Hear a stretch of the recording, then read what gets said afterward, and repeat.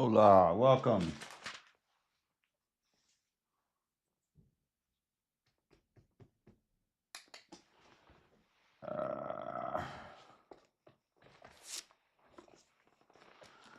Okay, we're gonna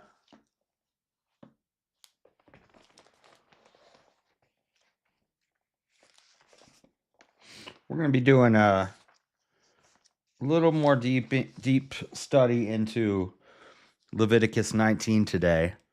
If you watched yesterday, we kind of just read through it real quick and didn't spend a lot of time diving into explanations of things.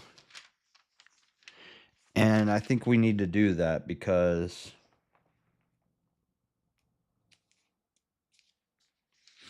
there's some deep stuff in here.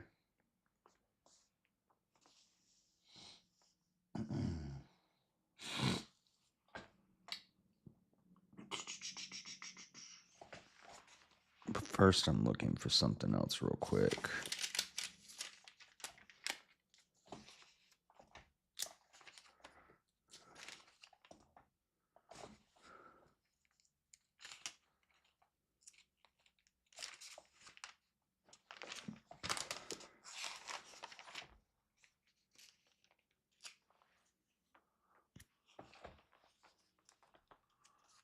Give me one moment. While some people roll in here.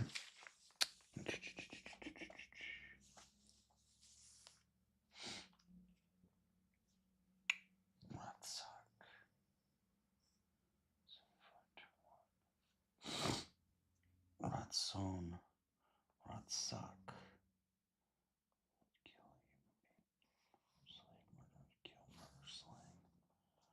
Ratson.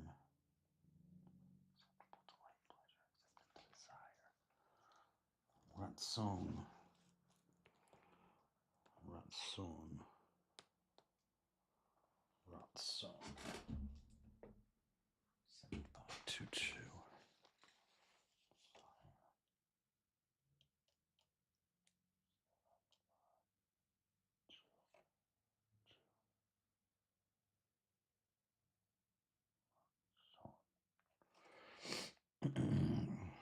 Okay.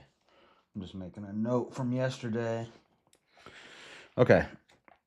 So we're going to look at a few of these verses that I highlighted yesterday from chapter 19, and we're going to do some reading from some extra biblical sources, some scholars and theologians and philosophers, and I don't know, maybe even some church fathers about some of these things and how they explain some of these things so I can have a deeper understanding. We're going to compare different ideas and different concepts about these things so we can try to come to the truth.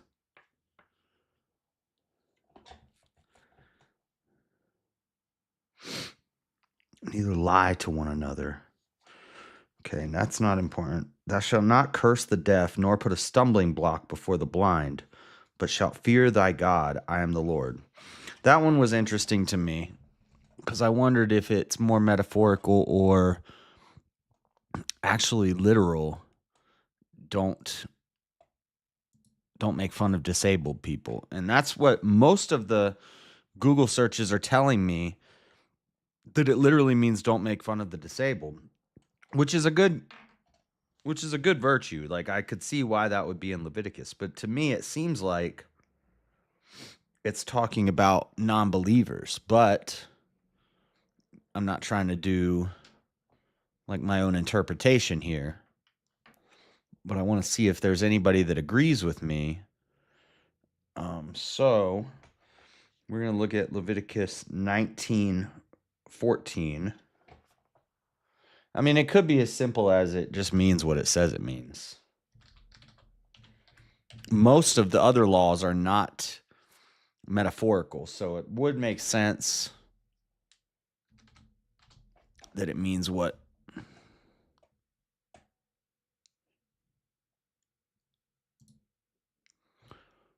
we think it means. Let's see. Let's look at it in some other translations first. So The NIV, do not curse the deaf or put a stumbling block in front of the blind, but fear your God, I am the Lord. New Living Translation, do not insult the deaf or cause the blind to stumble. You must fear your God, I am the Lord.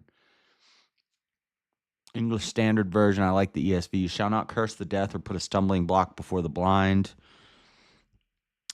King James, thou shalt not curse the deaf nor put a stumbling block before the blind, but shalt fear thy God, I am the Lord. Okay, so it seems pretty basic.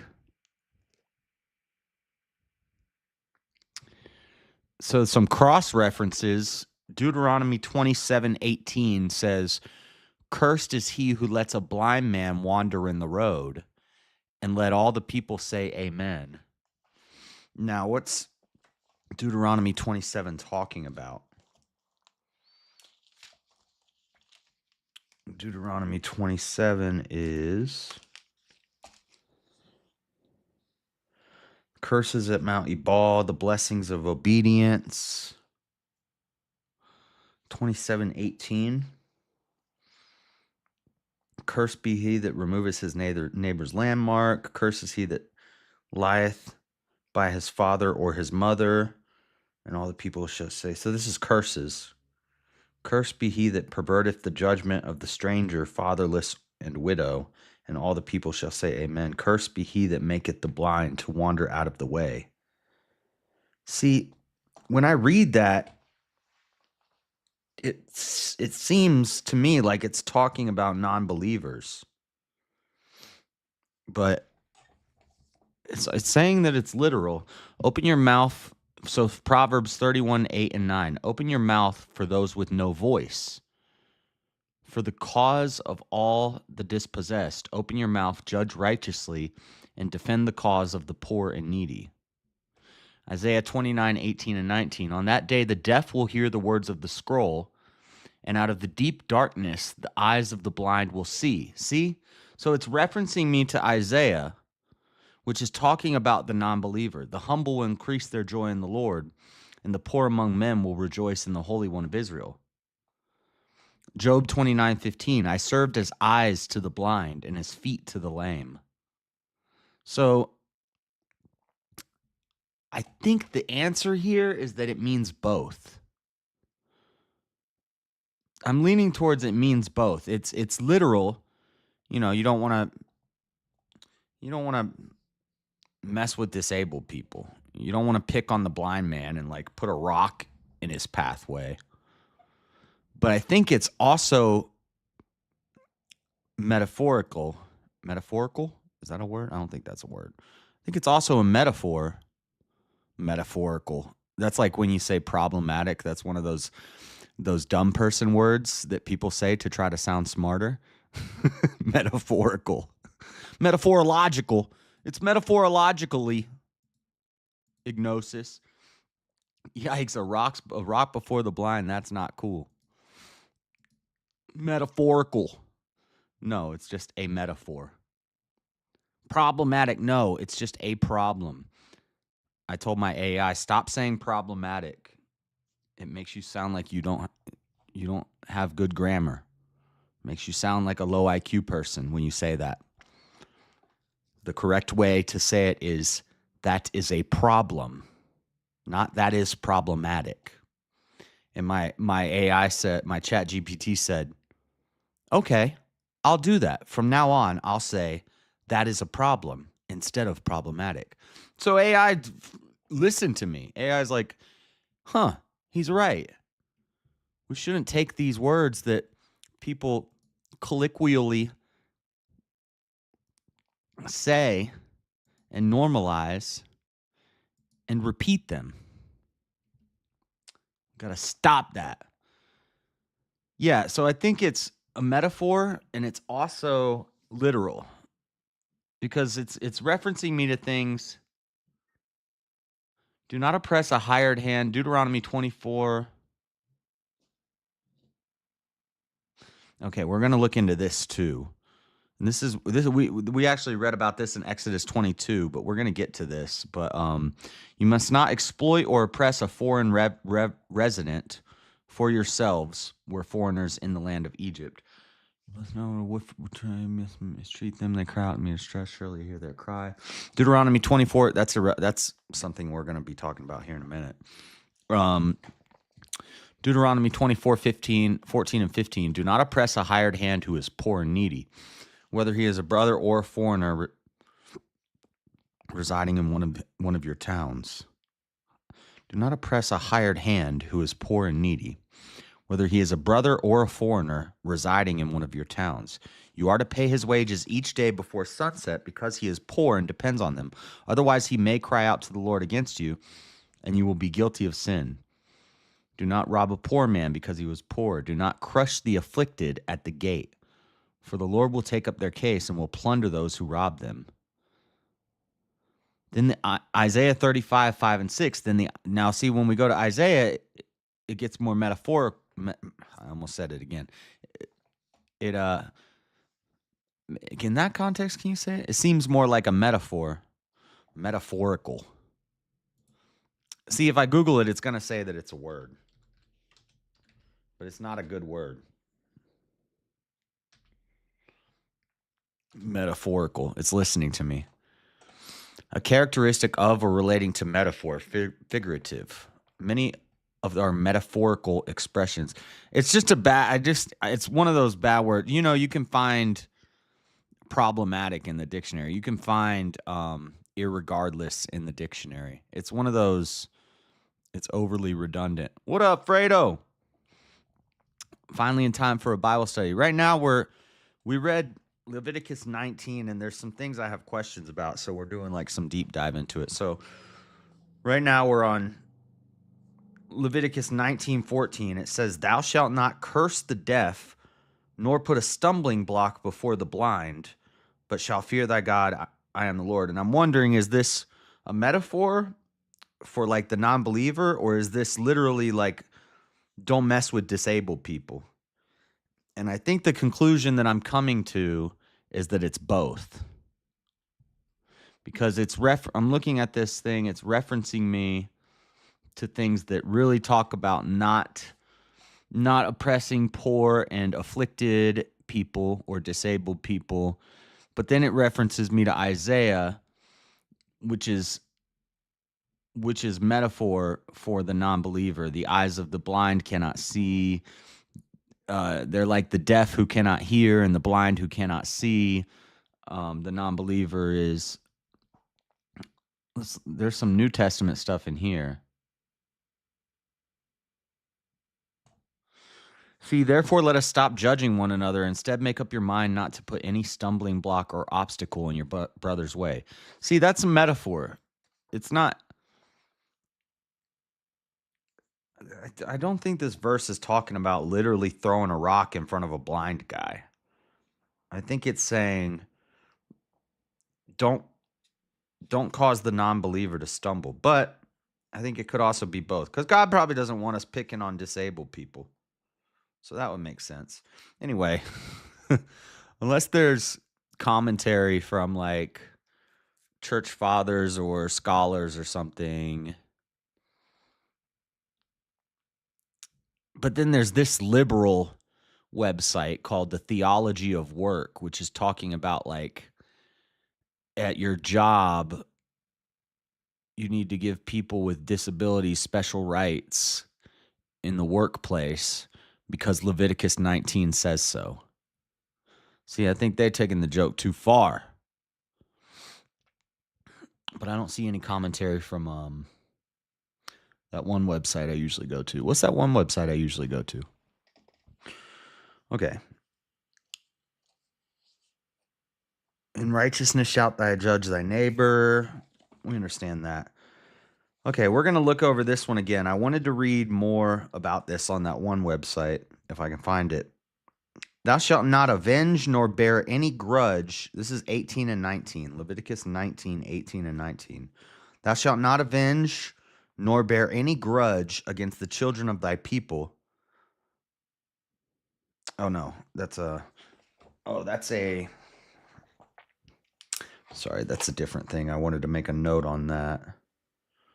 Verse 18 is a parallel to the new law that Jesus says. So Jesus is basically quoting when he says love your neighbor and love the Lord your God. He's almost quoting Leviticus 19:18. Thou shalt not avenge nor bear any grudge against the children of thy people, but thou shalt love thy neighbor as thyself. I am the Lord.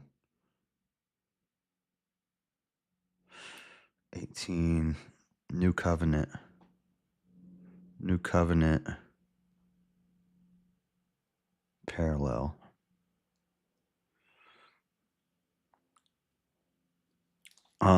But then verse 19, I wanted to look into this one. You shall keep my statutes. Thou shalt not let thy cattle gender with a diverse kind. Thou shalt not sow thy field with mingled seed. Neither shall a garment mingled of linen and woolen come upon thee. So a lot of times, you'll see this a lot when you see like people, Christians who go, street preachers who go to like pride parades and stuff. You'll always see the pride parade people, the false rainbow people. You always see them saying, "Why are you judging us? Do you wear clothes of different cloth?" And they're referencing this verse right here in Leviticus. Now, usually the rebuttal that you always hear for that, the rebuttal that I would use is there's a difference in Levitical law between ceremonial law or ritual law, and then cultural or tribal law, which is laws just for the Israelites.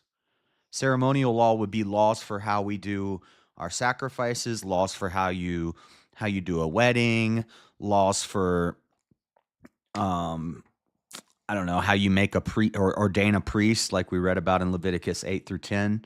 Different laws like that would be would be ceremonial law or ritualistic law. Ritual sacrifice. Like this is what we're reading about in Leviticus. But the thing is that this is in moral purity. At least if we're going off of this pyramid, and I don't know how valid this pyramid is that I'm using. I'm just using it as a visual thing to demonstrate to you guys. But this pyramid right here places this Leviticus 19 in the moral purity section. Now, the rebuttal that this is a cultural law, which is it seems like it's a Israelite cultural law or a tribal law. And I always use the example, Crips wear blue, Bloods wear red. It's a cultural thing to distinguish you from other cultures. And in Israel, they had a law. We don't mix our cloths together so that we can differentiate between other tribes. We saw that in Exodus, where was it Jacob? I believe it was Jacob, the one who went to Laban and he got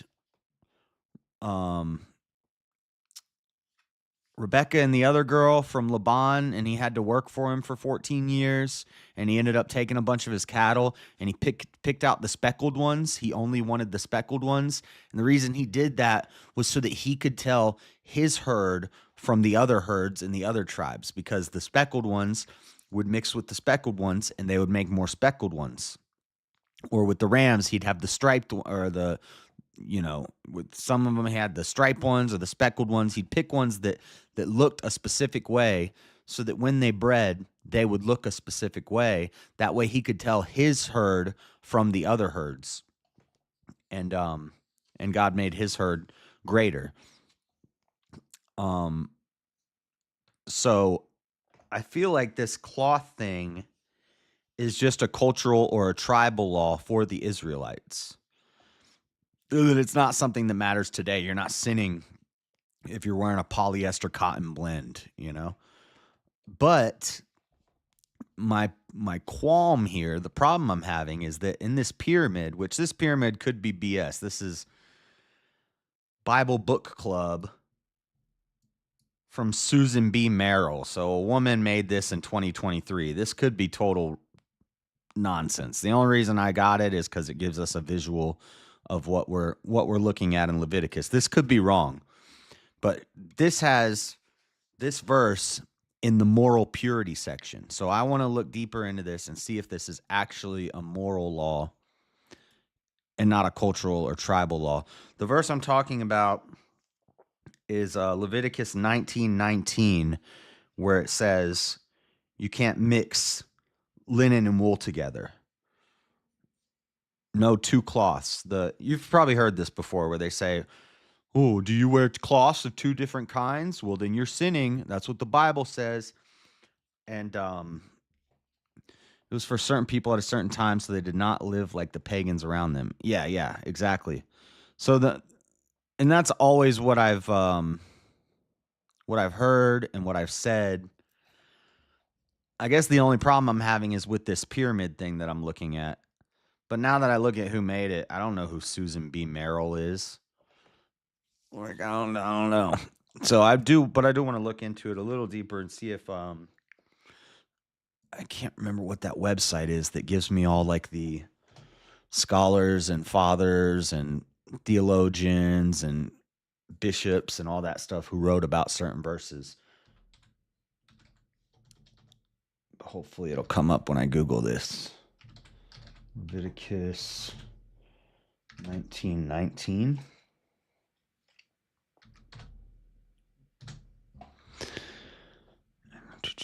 It's not Bible Gateway. Bible Study Tools. Also, this it's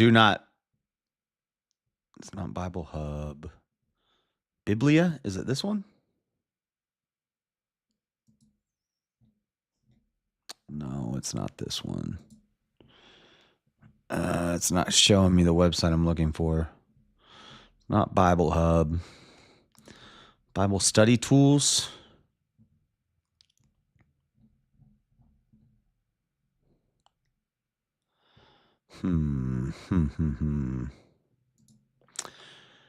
Those which fall and which are a different sort from what are last mentioned of a moral nature and are planted in heart, as Aben Ezra says, are agreeably to the law and light of nature.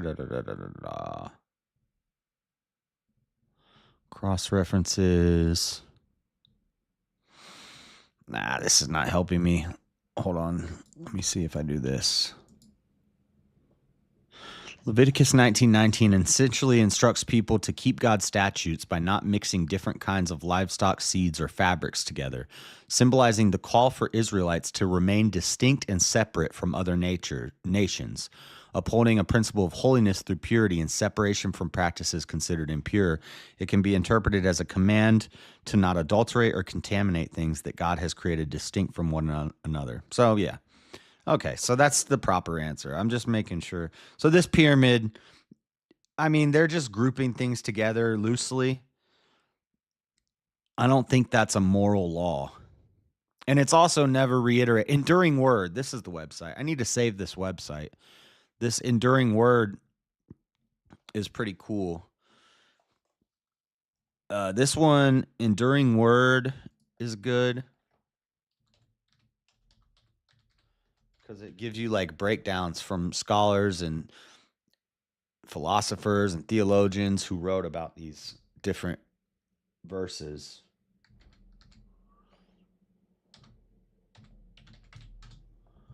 I'm going to save this. Save it in this folder. Okay. Holy, the idea behind the word holy is separate. As it is applied to God, it describes God's apartness. It means that God is different than man from all the others, different in his being and different in the greatness. So yes, this is just to separate Israel from the people around them. OrthoWiki is a good resource.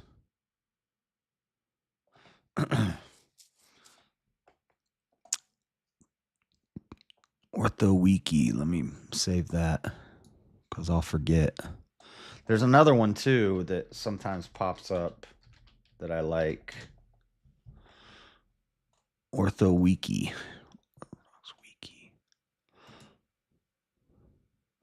Okay, I think we can move past this verse and then just get into the reading. My computer's freezing.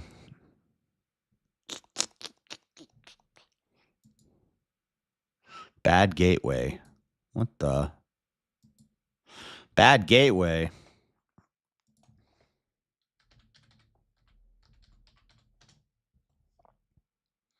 Orthodox Wiki. Orthodox Wiki. It's saying bad gateway. It's not letting me go to the page. Huh. OrthodoxWiki.com. It's not working. Okay. There was one other website. I think it'll come up in one of these later ones. Okay. We talked about this yesterday. The blood. Do not prostitute thy daughter. That's pretty basic. Oh, this one I was wondering about this one. And I think this is going to be the same answer as the last one, verse 27, Leviticus 19:27. You shall not round the corners of your heads, neither shalt thou mar the corners of thy beard. And I think this is the same as the cloths of different fabrics, but I just want to make sure that there's not some other type of meaning behind that.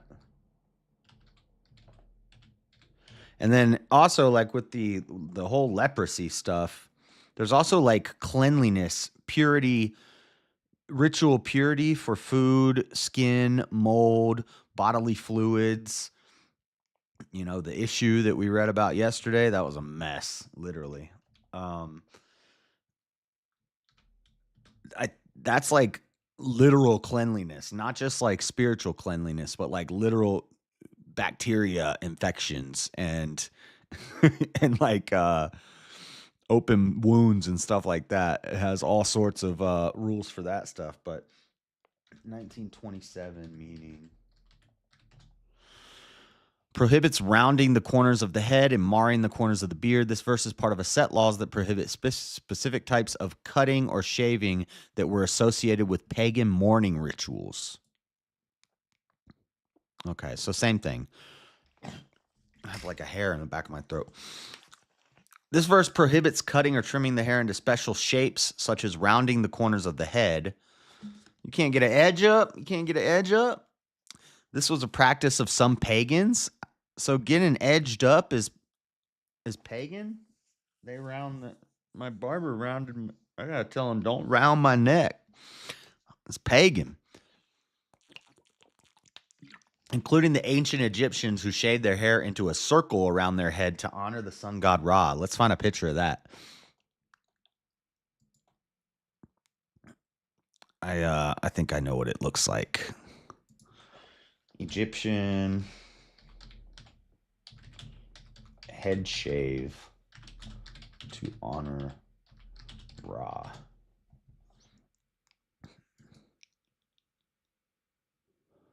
Huh.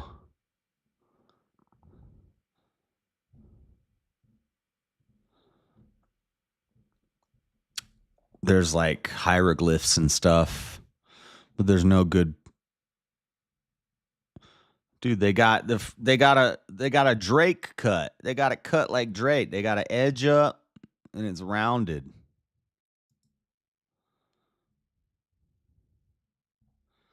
You're not really going to be able to see much in these pictures. They're all like hieroglyphs. But it's basically just rounded all around. Okay. So yeah, same thing. Pagans did it. Israelites don't do it. Pretty simple. This verse prohibits shaving the edge of the beard. In biblical times, beard were a symbol of manhood, strength, and social status. I think they still are today. Shaving the beard was a sign of transgression and was used to shame men. These prohibitions are part of a set of laws that prohibit acts of mourning, including cutting the skin. The laws are part of a context of laws of righteousness and sanctification. It's crazy that even the pagans used to cut themselves when as a mourning ritual. Nowadays, emo people do it whenever they get sad. So it's kind of the same spirit. That's interesting. Just when people get edged up with a flat line in front looking like a Lego head. Yeah.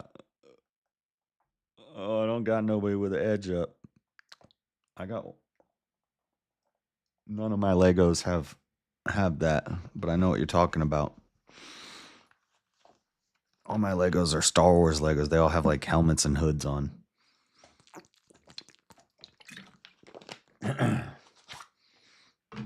Dude, Jedi Vader looks like he's in the KKK. I just realized that. Dang, Jedi Vader looking like he about to go to a dang clan meeting. What the? Sorry, we're getting distracted from the Bible study. Okay. What other verses? Regard them that have familiar spirits, neither seek after wizards. I don't need to look into that. I just highlighted it because I like verses that talk against the dark arts. Okay, but this is one I wanted to look into. So this is a bit of a quandary. You'll hear people talk about Jesus was a socialist, and the Bible is pro-immigrant.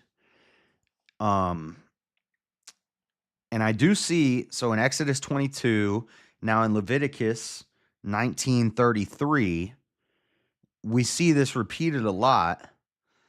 Basically, don't oppress the foreigner because you were foreigners in this land.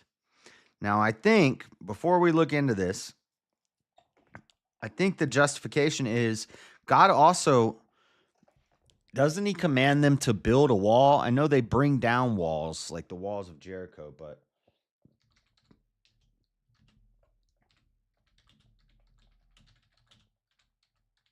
I believe borders are still to be respected, and laws are to be respected.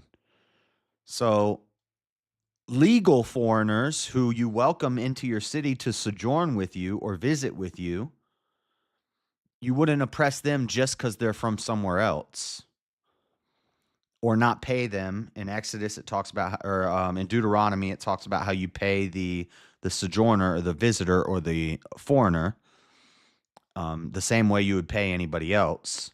So paying a foreigner less wages would be a bad thing. But I think the key word here is illegal immigrants. What's up, Elderland? Grand Dragon. Yeah. But I do want to see, does God tell the Israelites to build a wall? I feel like there's a part. I know they knocked down the walls of Jericho. According to the Bible, God is considered to have instructed the Israelites to build a wall, specifically through the story of Nehemiah. Nehemiah is all about race mixing, basically.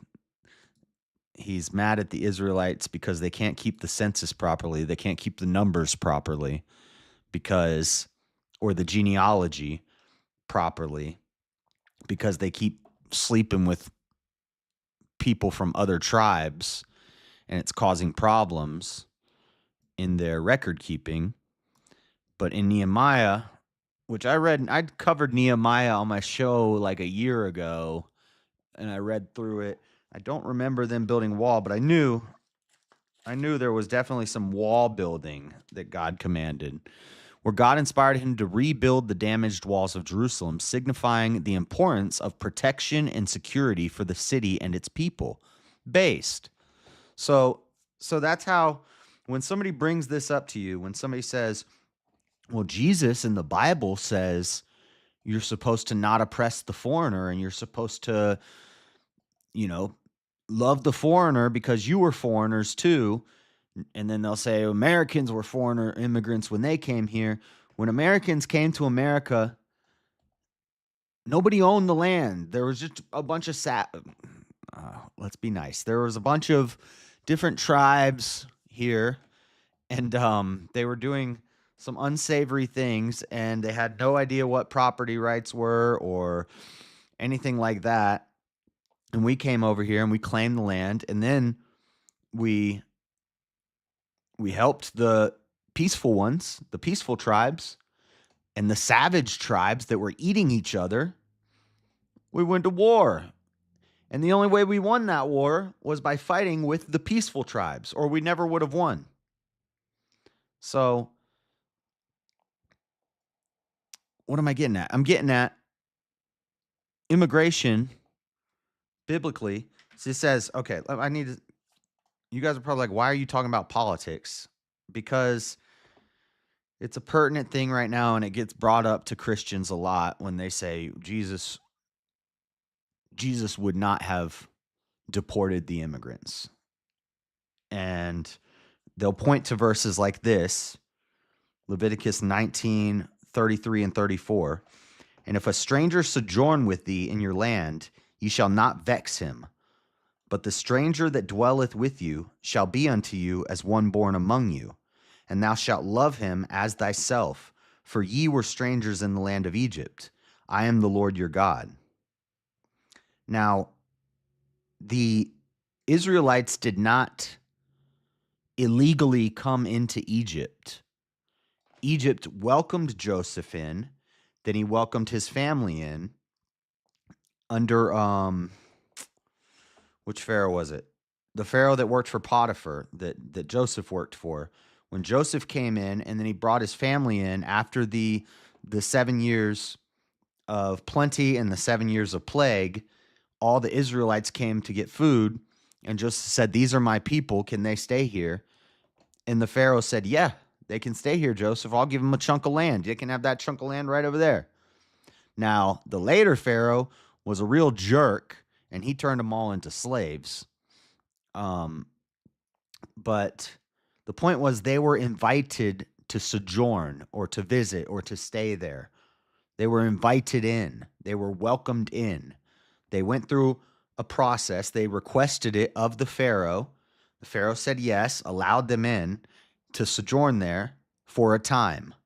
And then, so that's what it's talking about here. It's not saying if somebody comes into your property like a thief in the night, that you just got to just deal with it and just give them all your stuff. No. God is pro-wall here in the Nehemiah, and in the New Testament is reiterated. You have to follow man's laws if they're just laws, and it is just law to protect your property. So, I just know if I'm like going to these protests and stuff, if I say that I'm a Christian or something like that, I'm planning on hopefully making it to a immigration protest this Saturday. So Friday night after VK, I'm going to be doing research on immigration stats and immigration numbers and things like that. If anybody wants to come in and do some practice, like mock debates with me and play devil's advocate, you're welcome to do that Friday after VK. But I need to brush up on all my immigration knowledge. And one thing that may come up, because I've seen it in protest videos, is and I heard it at the protest that I was at last week or 2 weeks ago. They said Jesus would not kick out the immigrants. Yeah, the legal ones, the sojourners who were welcomed and invited in, not the ones who are breaking in. Holy moly, ravioli. It seems simple, but I just want to make sure that I'm clear on all this stuff. All right. And that's all I wanted to really go deeper into from Leviticus 19, because we kind of had to brush over it yesterday. So now we're going to move on to 20, and we're going to keep going. Chapter 20, we're still in the moral purity section based off of this little triangle that I got here. It is just to protect what is God's. What is? The wall? I don't know. That's pretty late in the New Testament. Well, yeah, it's.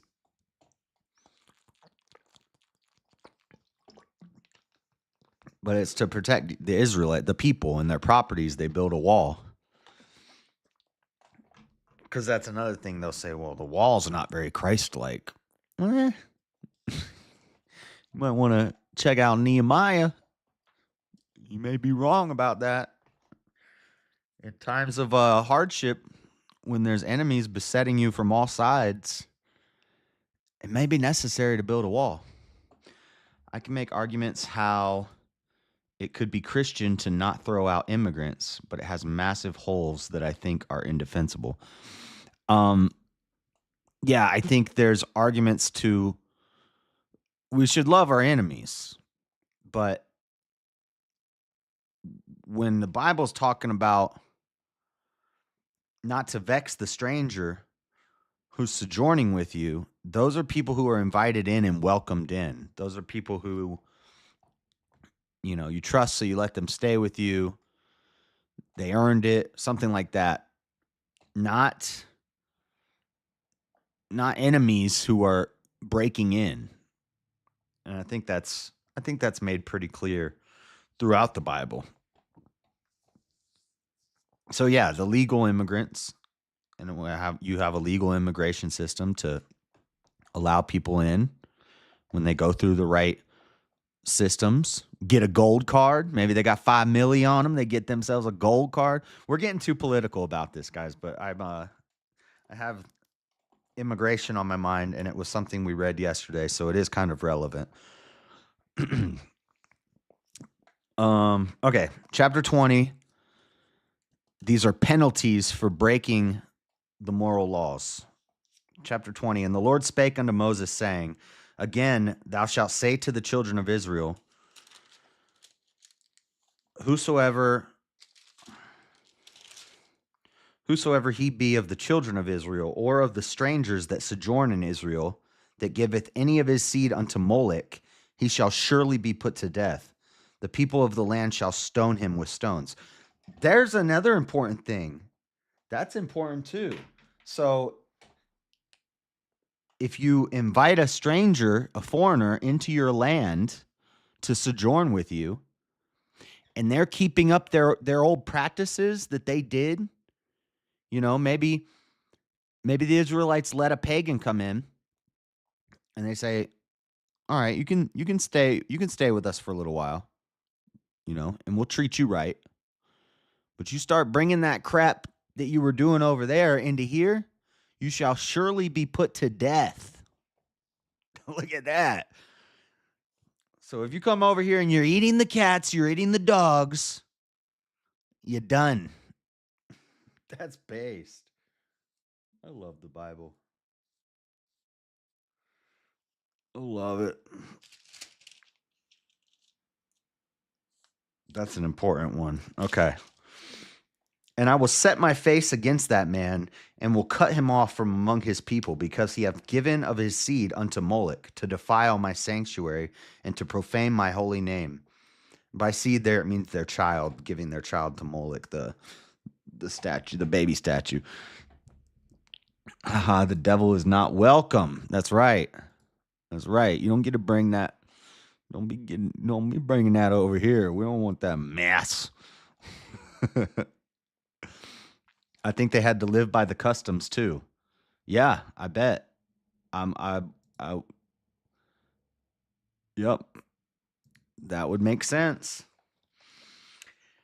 And if the people of the land do anyways hide their eyes from the man when he giveth of his seed unto Moloch, and kill him not, then I will set my face against that man. So if you don't, not only is that guy in the wrong, but if you turn and look the other way and be like, oh man, he's giving a baby to Moloch again, but I don't want to deal with it, I'm just going to turn away, then you're dead too. You're just as guilty. Based, God. Then I will set my face against that man and against his family, and will cut him off, and all that go a whoring after him, to commit whoredom with Moloch from among their people. Whoredom. And the soul that turneth after such as and the soul that turneth after such as have familiar spirits, and after wizards, to go a whoring after them, I will even set my face against that soul, and will cut him off from among his people. I like this section. Yep. No wizards. We don't want no wizards in here. That's actually I'm not going to talk about that. Anyway. Sanctify yourselves therefore and be ye holy, for I am the Lord your God. And ye shall keep my statutes and do them. I am the Lord which sanctify you. For everyone that curseth his father or his mother shall be surely put to death. He hath cursed his father or his mother, his blood shall be upon him. Dang. Honor your father and your mother.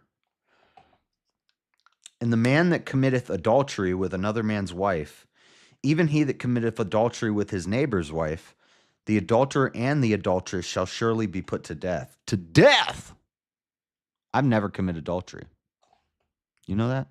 It's a fact. What up, David? We're getting some fire today. This is the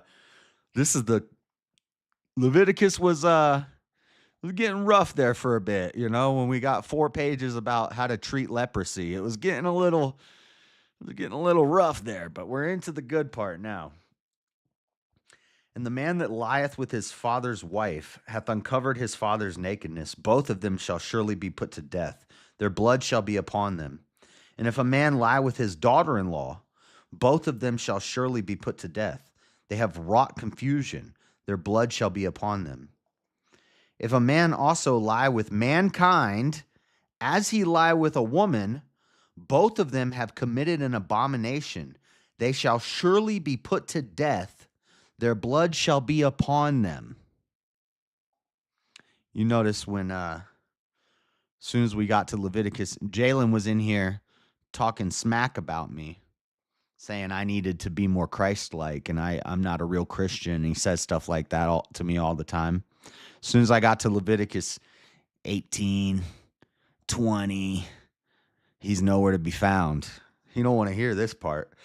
And if a man take a wife and her mother, it is wickedness. They shall be burned with fire, both he and they, that there be no wickedness among you. And if a man lie with a beast, he shall surely be put to death, and ye shall slay the beast. Furries, you hear that, furries? And if a woman approach unto any beast and lie down thereto, thou shalt kill the woman and the beast. They shall surely be put to death. Their blood shall be upon them. Now we're killing German shepherds? And if a man shall take his sister, his father's daughter, or his mother's daughter, and see her nakedness, and she see his nakedness, it is a wicked thing, and they shall be cut off in the night of their people. He hath uncovered his sister's nakedness. He shall bear his iniquity. And see, we talked about this yesterday. I've had this conversation with people. They'll bring up, oh, after Noah's flood, there was incest. And after Adam and Eve, there was incest. Yes, they didn't have the law yet. In between the fall and the law, there was a lot of immoral things happening. Doesn't mean God was okay with it. He just hadn't given them the law yet. And it was kind of a necessary thing that had to happen. Doesn't mean it was good. Doesn't mean it was righteous.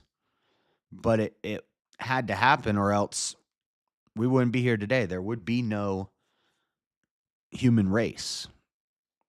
It was almost a curse. It was a curse. It was definitely a curse. Not almost. It was a curse. And that's Sodom and Gomorrah happens, and those people got burned up, and a lot of bad stuff. The flood happens. A lot of bad stuff was going on. Now that they have the law, they know, don't be sleeping with your family members, okay? God doesn't like that. He never liked that. That's why he was constantly wiping out nations of people, because they were a mess. What up, Rome? And if a man shall lie with a woman having her sickness and shall uncover, so Red Wings, no bueno, guys. No bueno. When the woman is on that time of the month, she needs to be in a hut outside of the village. You need to make her leave the village for 7 days. She is unclean. Don't touch it, guys. Don't do it. And this ain't don't tell me nothing about no new covenant. I think this is still true today. Don't do it, guys. Don't do it. And remember that when you get to the Amalekites, Saul took those animals when God told them not to. Wonder why he told them him not to, because they were unclean, right? Oh, yeah, yeah. What were they doing with those animals? Oh, you're right, Elder Lion. What were the Amalekites doing with the beasts? You're supposed to kill those beasts. Facts. She's gonna be moody as hell anyway. Yeah, yeah. You can build her like a shack in the backyard and let her stay out there for the week. And thou shalt not uncover the nakedness of thy mother's sister, nor of thy father's sister, for he uncovereth his near kin, and shall bear their iniquity. No incest. Actually, I need to stop saying that word. I'm supposed to try to keep these. I mean, how clean can I keep it when we just read yesterday about, never mind, we're not going to go back to that, but we read some wild stuff yesterday. And if a man shall lie with his uncle's wife, he hath uncovered. If you want to know what I'm talking about, check out Leviticus 15. Just read Leviticus 15. Look into that chapter. That's one of the. No, Dean. No, Dean. And if a man shall lie with his uncle's wife, he hath uncovered his uncle's nakedness. They shall bear their sin. They shall die childless. And if a man shall take his brother's wife, it is an unclean thing. He hath uncovered his brother's nakedness. They shall be childless. Ye shall therefore keep all my statutes and all my judgments and do them, that the land whither I bring you to dwell therein spew you not out. The land will spew you out. And ye shall not walk in the manners of the nation which I cast out before you. For they committed all these things, and therefore I abhorred them. But I have said unto you this, yeah. And you see the same, it's cyclical. You see the same thing now in America. We came to America. We've been given this land. And we shouldn't do the things of the nations that came before us. Yep. I'm talking about you, Lundistan. Stocketh and shacketh with snickerseth.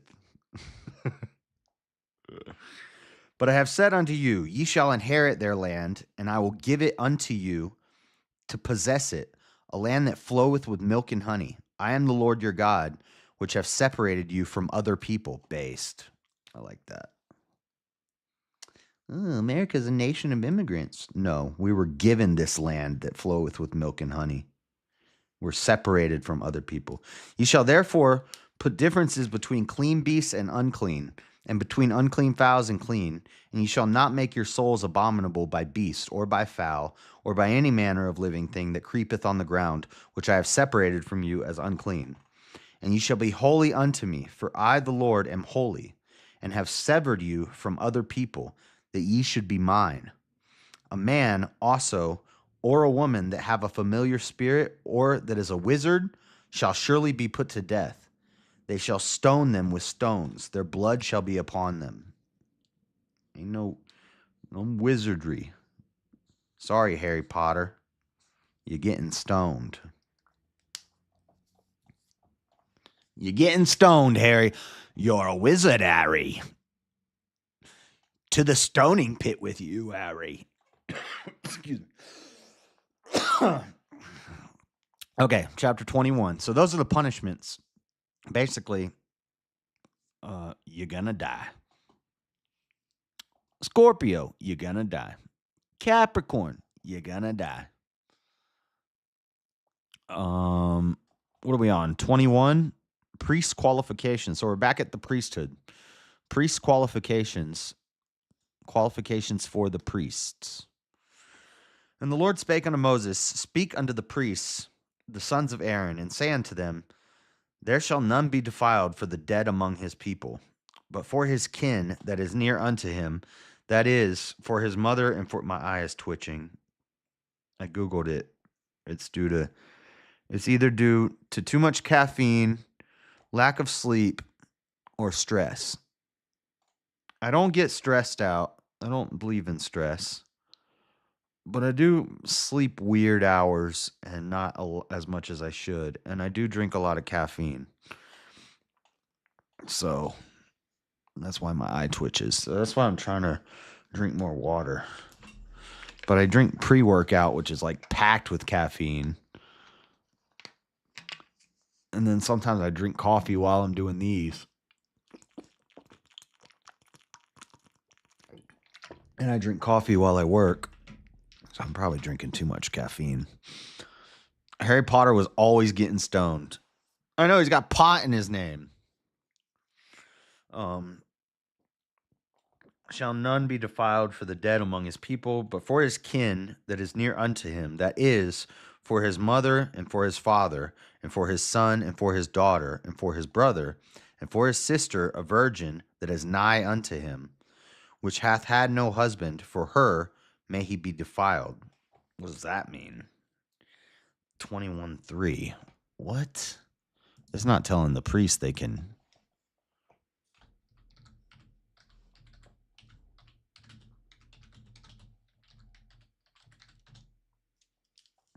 A priest is not allowed to shave the corner of his wait. No.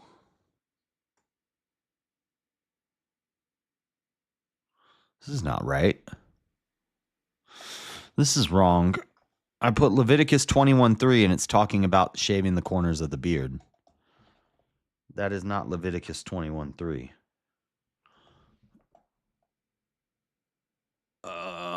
Commentaries.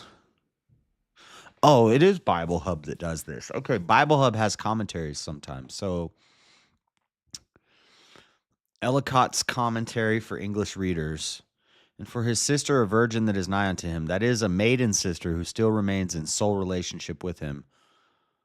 What this is, the next clause explains more minutely. When she is married, she goes to her husband and ceases to be near her brother. It then devolves upon her husband to attend to the funeral rites. For her, he may be defiled. According to the administrators of the law during the Second Temple, the priest was not allowed to contract defilement by attending to the funeral rites of these 7 relations, but was obliged to do it. Okay, we're talking about funeral rites. But for his kin that is near, Lord, son of the priests, sons of Aaron, say unto them, there shall be none defiled for the dead among defiled for the dead. Defiled for the dead.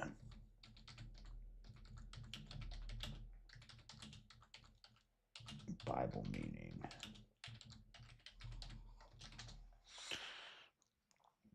Become ceremonially unclean by coming into contact with a dead body. Okay, yeah, we've talked about this before. You're not supposed to touch a dead body except for funeral rites, and that's why they would wrap them, because it was very, especially with the diseases and the leprosy and the plagues and the stuff like that. You had to be very careful with the dead, and if you touched a dead body, you were considered unclean. So for funeral rites, this is ritual law. So this is how you perform the ritual of a funeral, and the priests would do it, and the only people who were allowed to touch the body were the priests and certain family members at certain times. So when it's saying, shall none be defiled for the dead among his people, there shall none be defiled for the dead among his people means don't come into contact with a dead body. But for his kin that is near unto him, that is, for his mother and for his father and for his son and for his daughter and for his brother, and for his sister, a virgin that is nigh unto him, which hath had no husband, for her may he be defiled. Meaning, if you have a sister who dies and she never got married, then the brother can touch her body and help the priest bury her, bring her to the priests to do the ceremony and touch her dead body without being defiled. That's what this all means. Defilement for the dead was the highest grade of uncleanliness in the Bible. So, you can't just leave your dead family member in your living room. You've got to so somebody has to bring the body to the tabernacle and to the priests so that they can do the ceremonial funeral rites, funeral rituals, and bury them, or however they would dispose of them. I'm sure we're about to find out, because that's what this whole chapter is about. Not the whole chapter, but a lot of it. So, okay, that's what we're talking about here. It seemed weird. But he shall not defile himself, being a chief man among his people, to profane himself. They shall not make baldness upon their head, neither shall they shave off the corner of their beard, nor make any cuttings in their flesh. These are the pagan rituals. Egyptians, stuff like that, did these things when they were mourning during funerals. In Israel, we don't do that. They shall be holy unto their God, and not profane the name of their God. For the offerings of the Lord made by fire, and the bread of their God, they do offer. Therefore they shall be holy. They shall not take a wife that is a whore, or profane. So no profane women. Rome, don't you be profane. I'm just kidding. You're not a profane woman. You are a little edgy, though, sometimes. Parcel tongue, he's probably just slurring. To cut hair, not make baldness. You just got here, Robert. We talked about this in chapter 19. Pagan tribes would they would round the corners of their hair during mourning rituals. They would cut their skin, and they would shave their beard during rituals for the dead. And the Israelites are commanded not to do that. They're not supposed to round the corners of their hair because that's what the Egyptians did when people died. They're not supposed to shave their beard because in Israel, that was a sign of manhood and strength and wisdom and things like that. And they're not supposed to cut themselves when they're mourning because that's what emo people do. Basically. What's up, Panelverse? You'll catch a death. Where was I? They shall not take a wife that is a whore or profane. Don't take a wife who's a whore or profane. Isn't that interesting? Neither shall they. Somebody need to tell that to Nala's husband. But so Hosea does that, and he's actually a prophet, but God tells him to do that. So it's like he's like the exception proves the rule type of thing. It was a symbolic thing. God wanted it to be that way for him, but it doesn't mean God changed his mind or something. He was using him as an example.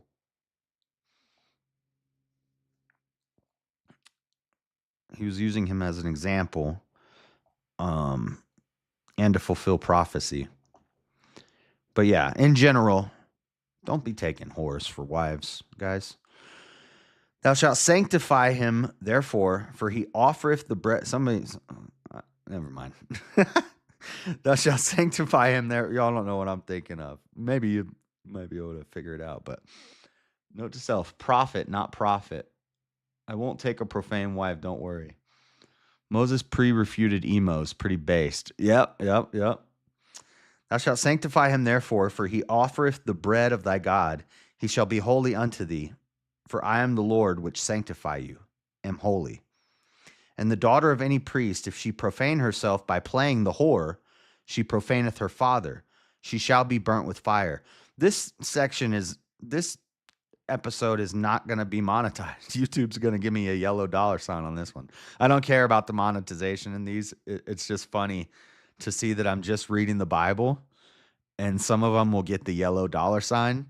And I'm like, oh, we must have been reading about whores that day. Or I wonder what we were reading about that day that YouTube said that's not safe for advertisers when you're just reading from the Bible. And he that is the high priest among his brethren, upon whose head the anointing oil was poured, and that is consecrated to put on the garments, shall not uncover his head, nor rend his clothes. Rending your clothes means tear your clothes, which is like a gesture, I guess some people did. Neither shall he go in to any dead body, nor defile himself for his father or for his mother. Neither shall he go out of the sanctuary, nor profane the sanctuary of his God. For the crown of anointing oil of his God is upon him. I am the Lord. And he shall take a wife in her virginity. He shall take a wife in her virginity. Look at that. Hold on. We need to say that for some people in the back. Don't take a whore for a wife. and take a wife in her virginity. No hymen, no diamond. A widow or a divorced woman or profane or an harlot, these shall he not take. But he shall take a virgin of his own people to wife. Of his own people. Ooh, that's a little... I know liberals won't like that. They say that's racist if you prefer women of your own, nation. That's racist, guys. Neither shall he profane his seed among his people, for I, the Lord, do sanctify him. And the Lord spake unto Moses, saying, Speak unto Aaron, saying, Whosoever he be of thy seed in their generations that hath any blemish, let him not approach to offer the bread of his God. For whatsoever man he be that hath a blemish, he shall not approach. A blind man, or a lame, or he that hath a flat nose, or anything superfluous. A flat nose. I learned what that meant before. It doesn't... Flat nose. Bible meaning.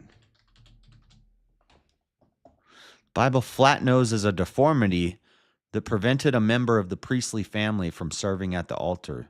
Leviticus 21:18. Flat nose. It is a deformity. I know a certain... Never mind. I'm not going to say that. I'm not going to say that. Oh, no. Flat nose. Hey, flat nose. Calm it down, flat nose.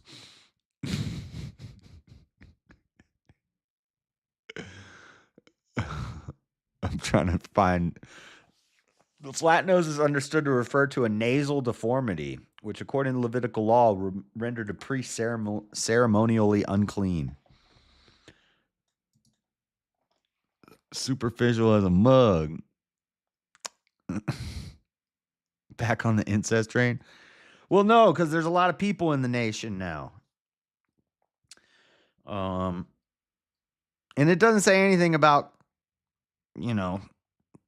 second cousins, twice removed, or anything like that.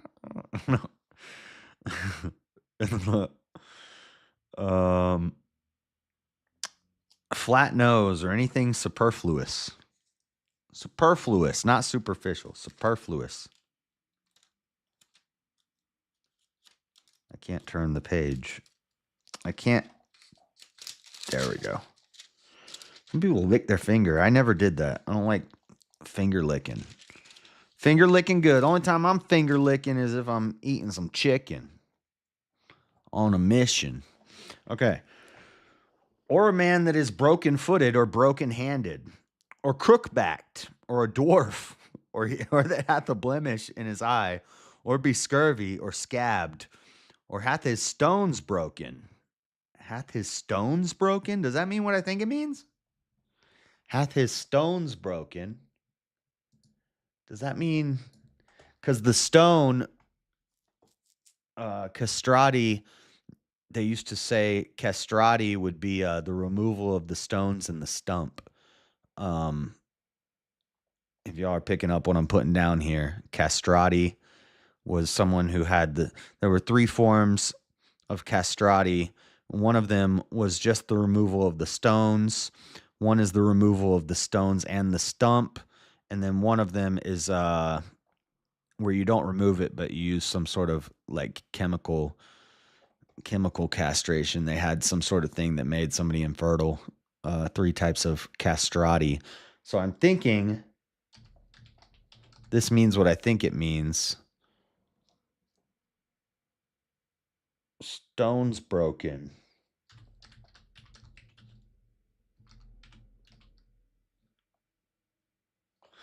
Stones broken, Leviticus meaning.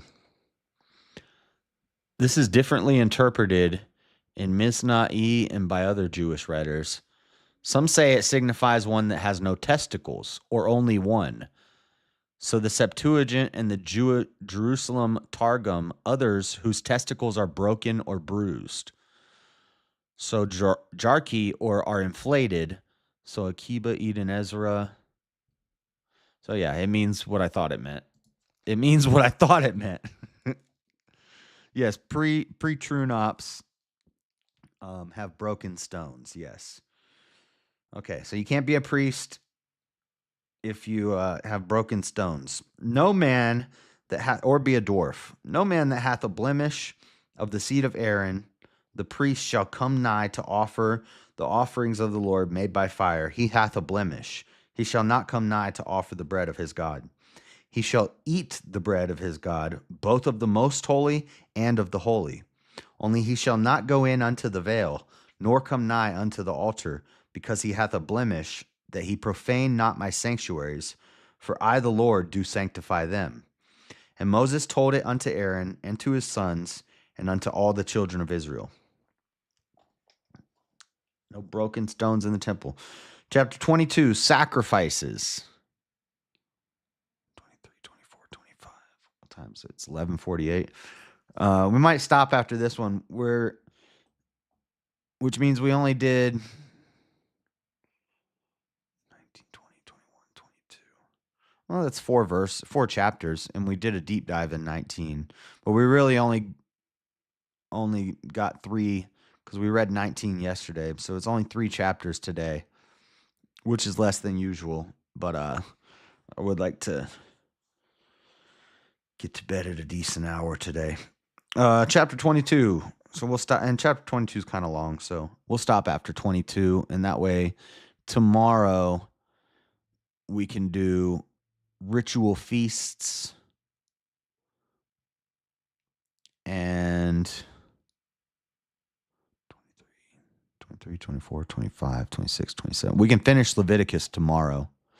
Yeah. Yeah, we'll stop after 22, and then tomorrow we will do 5 chapters, and we'll finish out Leviticus. We'll do the ritual feasts and the call to covenant faithfulness, rewards and consequences, and redeeming people and property. But let's finish this last chapter for today. Chapter 22. And the Lord spake unto Moses, saying, and this is sacrifices. This covers sacrifices, which I feel like we did like 10 chapters of sacrifices, but wait, there's more. And the Lord spake unto Moses, saying, speak unto Aaron and to his sons, that they separate themselves from the holy things of the children of Israel, and that they profane not my holy name in those things which they hallow unto me. I am the Lord. Say unto them, whosoever he be of all your seed among your generations, that goeth unto the holy things which the children of Israel hallow unto the Lord, having his uncleanness upon him, that soul shall be cut off from my presence. I am the Lord. What man sower of the seed of Aaron is a leper, or hath a running issue? Please don't go back into the running issues. He shall not eat of the holy things. If you don't know what a running issue is, Google it or watch yesterday's episode. The running issue is nothing nice. It's nothing nice. Let's just say if you have a running issue, anywhere you sit is unclean. He shall not eat of the holy things until he be clean, and whoso toucheth anything that is unclean by the dead, or a man whose seed goeth from him, or whosoever toucheth any creeping thing, whereby he may be made unclean, or a man of whom he may take uncleanness, whatsoever uncleanness he hath. The soul which hath toucheth any such shall be unclean until even, and shall not eat of the holy things, unless he wash his flesh with water. Back to work. Have a good day. Later, Robert. And when the sun is down, he shall be clean, and he shall afterward eat of the holy things, because it is his food. That which dieth of itself, or is torn with beasts, he shall not eat to defile himself therewith. I am the Lord. They shall therefore keep mine ordinance, lest they bear sin for it, and die therefore. If they profane it, I the Lord do sanctify them. There shall no stranger eat of the holy thing, a sojourner of the priest, or an hired servant shall not eat of the holy thing. But if the priest buy any soul with his money, he shall eat of it, and he that is born in his house, they shall eat of his meat. If the priest's daughter also be married unto a stranger, she may not eat of any offering of the holy things. But if the priest's daughter be a widow or divorced, and have no child, and is returned unto her father's house, as in her youth, she shall eat of her father's meat, but there shall no stranger eat thereof. And if a man eat of the holy thing unwittingly, then he shall put the fifth part thereof unto it, and shall give it unto the priest with the holy thing. And they shall not profane the holy things of the children of Israel, which they offer unto the Lord, or suffer them to bear the iniquity of trespass, when they eat their holy things, for I the Lord do sanctify them. And the Lord spake unto Moses, saying, Speak unto Aaron, and to the sons, and unto all the children of Israel, and say unto them, Whatsoever he be of the house of Israel, or of the strangers in Israel, that will offer his oblation for all his vows, and for all his free will offerings. Hey, free will. It does say free will. It's mentioned one time, maybe again. That's. Let me see this. What is this? 18. 22:18. 22:18. A, B, C, D, E, F.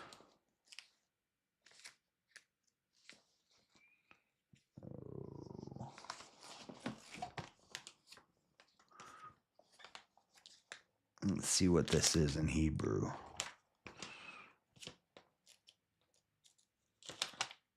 That's the first time I've seen it. We saw will yesterday, but it meant desire. But I've never seen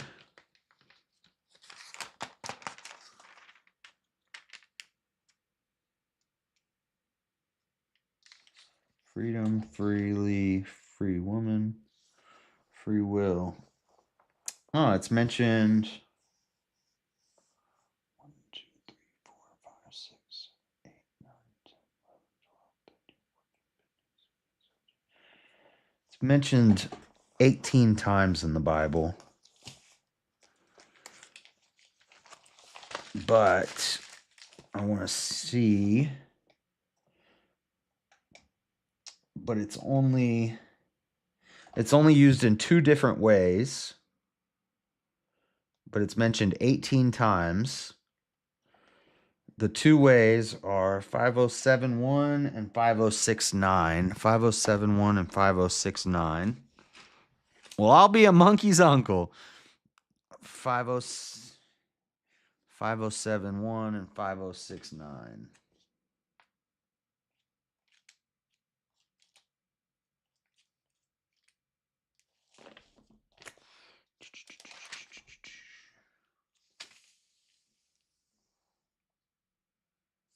Five oh seven one. Where is it? Where is it? Here we go. Spontaneity. Free will offering. Spontaneous. It means spontaneous. Voluntary. Spontaneous. Plentiful. Voluntarily.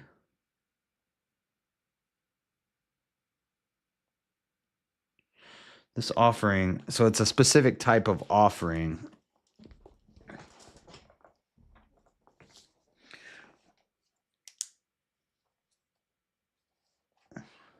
Hold on, I gotta take a note on this. So this is 5071. It is where'd it go? How do you say this? Nadaba. I'm gonna write it phonetically. Nadaba. Okay, so calm down, guys. It doesn't mean what you think it means. It means a spontaneous, voluntary offering. So voluntary kind of implies that Nadaba, spontaneous. If it's spontaneous, how is it also voluntary? Spontaneous means like out of the blue. Spontaneous could mean before consulting with God. Right, that's what I don't make statements about Christianity and free will. I make statements about philosophy. It's a philosophical concept. Ugh. And also, you can't just cherry pick one word. So 5071. Nadal, spontaneity or spontaneous, a spontaneous, abundant gift. A free will offering is a free offering, freely, a willing offering, a voluntary offering, plentiful, voluntarily, voluntary, willing, willingly. This offering is always giving willingly, bountifully, liberally, or as a prince would offer. It refers not to the nature of the offering or the external mode in which it is offered, but to the motive and the spirit of the offerer. Okay, and then what's the other one?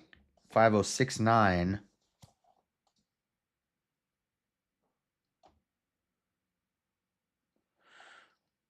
Minded of their own free will. So this one seems more pertinent, but we're not at it yet. 5069. Aram. No, wait. Nabad. No, Nabad is only used twice in the Bible, and we're not at it yet. It's in Psalms, and it's in, I forget the other, I think it's in Jeremiah.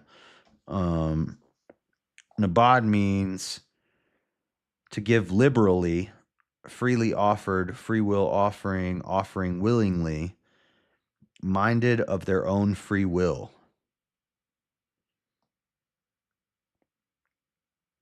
And it references me. We'll cover that when I get to it. That's interesting, though. Huh. Look at that. Look at that.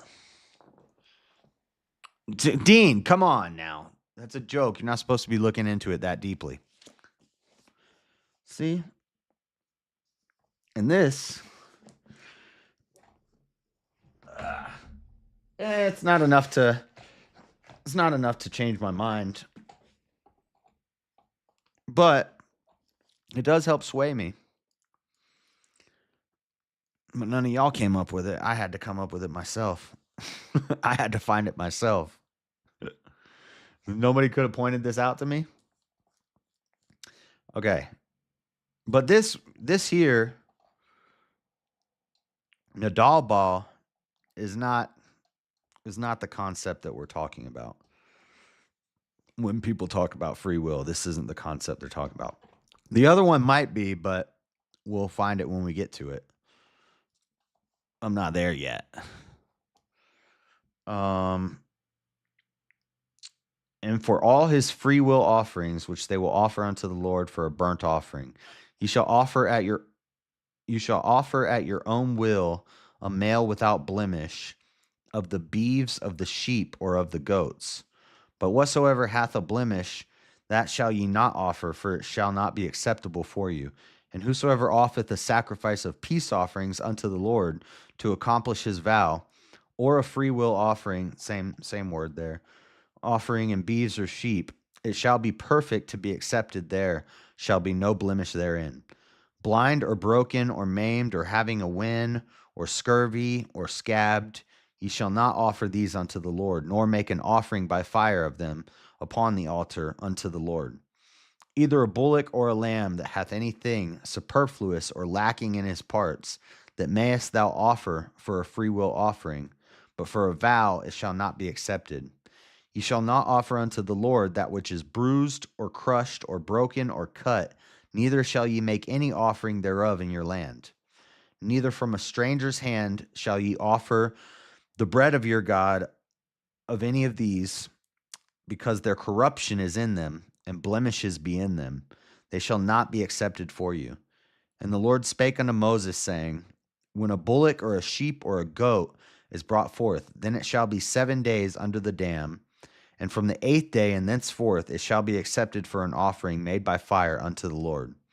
And whether it be cow or ewe, ye shall not kill it, and her young you shall not kill it and her young both in one day. And when ye will offer a sacrifice of thanksgiving unto the Lord, offer it at your own will. Oh, there you go. Offer it at your own will. On the same day it shall be eaten up. Ye shall leave none of it until the morrow. I am the Lord. Therefore shall ye keep my commandments and do them. I am the Lord. Neither shall ye profane my holy name, but I will be hallowed among the children of Israel. I am the Lord which hallow you, that brought you out of the land of Egypt to be your God. I am the Lord. I am the Lord. So, that's interesting. I mean, that could be a defeater for my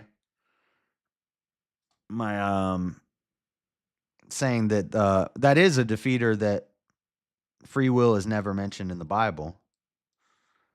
I don't think it's a defeater for the philosophical stance, the philosophy stance, because voluntarily implies you want to do it, and the argument is that anything you want to do, you're not freely willing. You're the will to do it is because of your want or your desire, which is what we saw in another chapter when it talked about doing of your own will. The word there in Leviticus 19:5, it says offer at your own will. And I thought that was interesting, so I looked into that. The word will there is ratson, and ratson means desire. So desire or voluntarily or voluntary both imply wants. And the argument is, that's the whole argument, is if you want to do it, then is it really free will? Why do you want to do it? There's something determining you to you feel determined to want something. You couldn't do something you didn't desire or want to do. Like if you're a straight guy, you couldn't want to do something with you couldn't want to smack your mom in the face. Like if you love your mother, you couldn't, if you don't want to do something, you couldn't willingly want to do it. You couldn't change your desire. God could. God could change your desires. Or Satan could. It's not, and that's what Paul talks about when he says, what I want to do, I don't do, and I do what I don't want to do. But not sin, it's not me that sins, it's sin within me. Meaning the deceiver, the influencer, the opponent is willing you to do it, and you're following his will. And that's why you serve one of two masters. You can't serve both. So I think my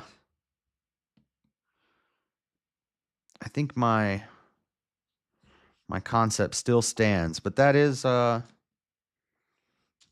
would be a good point for somebody to make, but I had to make it for you.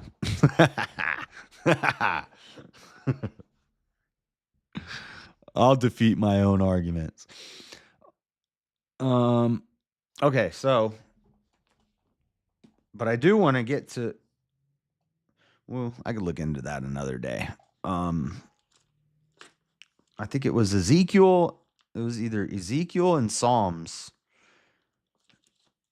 There's another word that seems more close to what people I think are thinking when they think about free will. But yeah, I think I had to find one of the best arguments myself. That's usually how it goes, though. Well, I'll be a monkey's uncle. All right. I think I'm going to call it for today. It's noon. We're at chapter 22. Tomorrow we do 23. If we do 23 through 27 tomorrow, we'll be done with Leviticus. And then you thought Leviticus was a trudge. Wait till we get to Numbers. Let me take a look at Numbers. Is there... I've covered Numbers before on my show. What did I talk about from Numbers? I think there are some cool stories in Numbers, actually.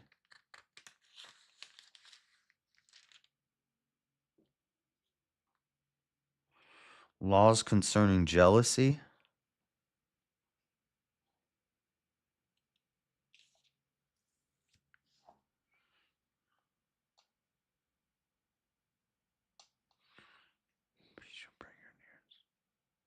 Oh, yeah, this.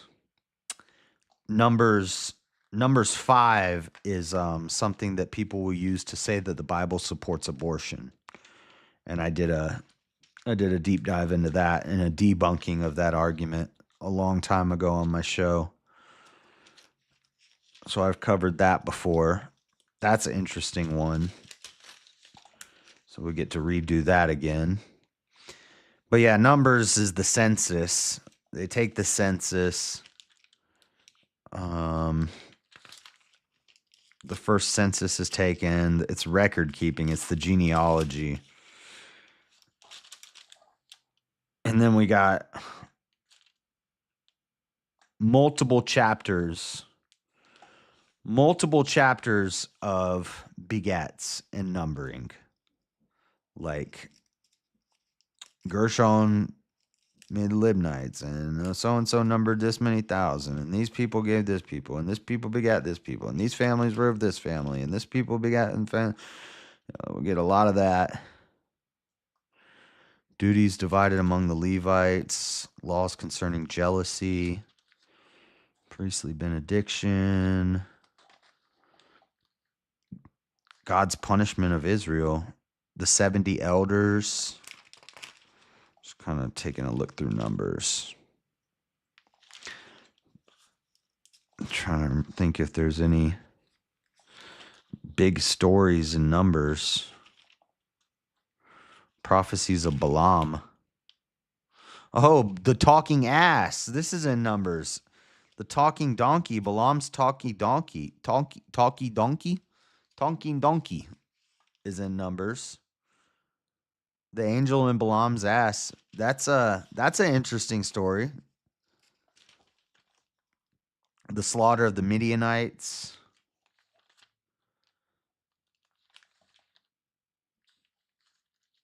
Let me see. There's something else that I've...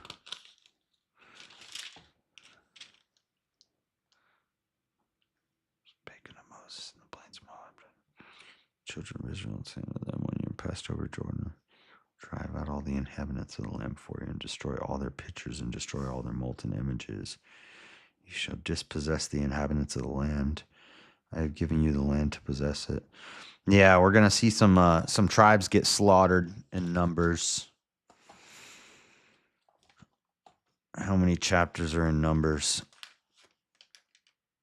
36. 36. So there's some interesting stuff in Numbers. It's not all begets and census keeping. Just the first couple chapters, but then there's some good stuff in Numbers too. So that'd be interesting. Another interesting episode for the archives. Yep, that's true. This is true. Let me see if there's somebody else I can raid you to real quick.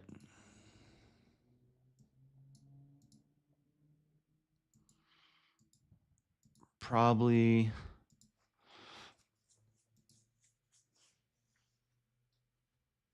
panel versus showing a panel. No man should ever get married. Science deniers with Jim Bob.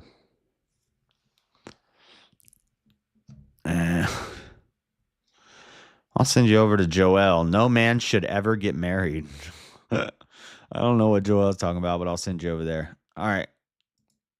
I'm going to head out, guys. Thank you for coming by. I will be back tomorrow morning. Is tomorrow morning the last night of the week, or is Wednesday night to Thursday night? Nope. I got 2 more nights of work. This is only halfway through the week. This week's going by slow, kind of. Last week went by fast. So I will be back tomorrow, and we will finish off Leviticus. At least that's the goal. Another good one, Josh. As always, thank you.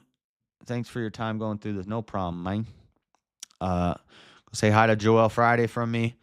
God bless, guys. I will see you tomorrow. Peace.